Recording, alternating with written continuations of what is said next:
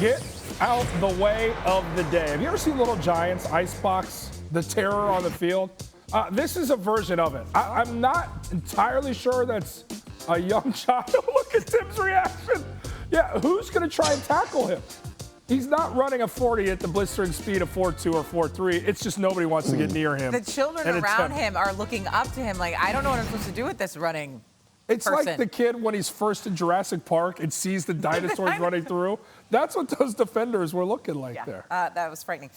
Look at Tim. Tim I feel like I'm watching Cincinnati Pop Warner from like 30 years ago, Jordan. No, like, huh? Yeah, that's when I was on top of my game. You're right. That was me out there. All right, that clearly is Tim Hasselbeck, and when he's here is he comes every week to give some report card grades to some quarterbacks. And we know now, because we've been doing this for a few weeks, Tim is very lenient. I don't know about this week. There's some tough grades he's going to have to hand out. Yeah, we don't know what he's going to give until we actually do this segment. So we'll see how this goes. Let's start with Kyler Murray. Cardinals lost to the Rams. Here's Kyler Murray's stat line: 32 of 49, 383 yards, and 2 interceptions. No touchdown passes, though. That was kind of the weird thing. So what grade are you giving him, Tim? Yeah, I'm actually giving him a B-. And the stat line is relatively impressive, I think. When you throw it that many times, you think some good things are going to happen. Clearly, he threw for a bunch of yards, but there's some bad things are going to happen as well. And the reason, it's all the way down at a B- for me would be the red zone interception, which was obviously critical in a closely contested game.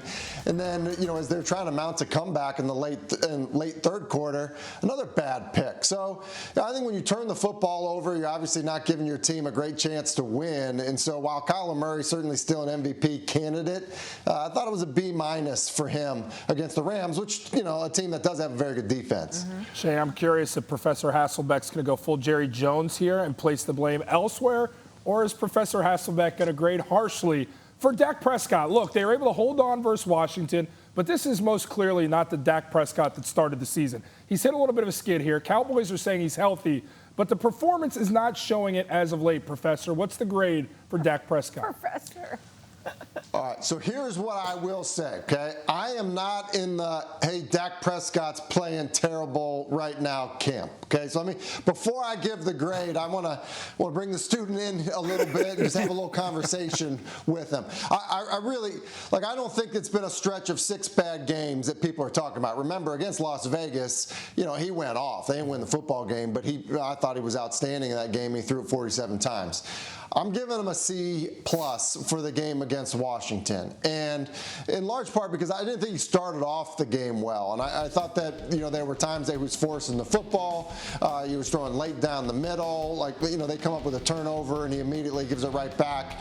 Didn't think it was his best game. Now, all that to say, on the broader scale for the whole season, he's gonna have a much better grade than a C+. But I thought this past weekend against Washington was really a performance that was, barely good enough to win the football game. Fortunately, they were bailed out by their defense, but not his best game for sure. Okay, we've got a B- and a C+. This is not the norm for Tim, so we're going to see if we can turn these things around here.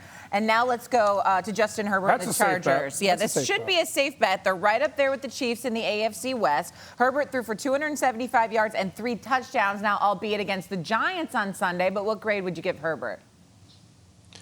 Okay, we've established that I'm an easy grader, but this dude earned this grade. Herbert gets an A, okay? And I get not the greatest competition, all that. But the throw he made on the long touchdown, I think that ball is traveling in the air nearly 65 yards, and he gets drilled right after he throws it.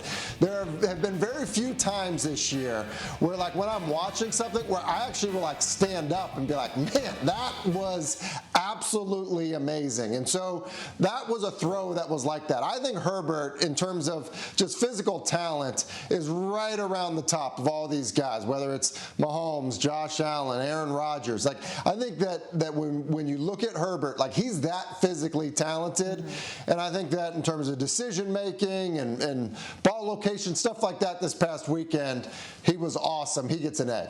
Smaller sample size. I'd argue he's been better than Josh Allen, though, at least this year thus far, if you're going to throw him into the same boat as those guys. You would probably disagree, though, right? No, I agree with you. I think it's always a safe play for me on this show. Get out of here. He rides with Josh Allen more than anyone I've ever heard. All right, his name is Tim Hasselbeck.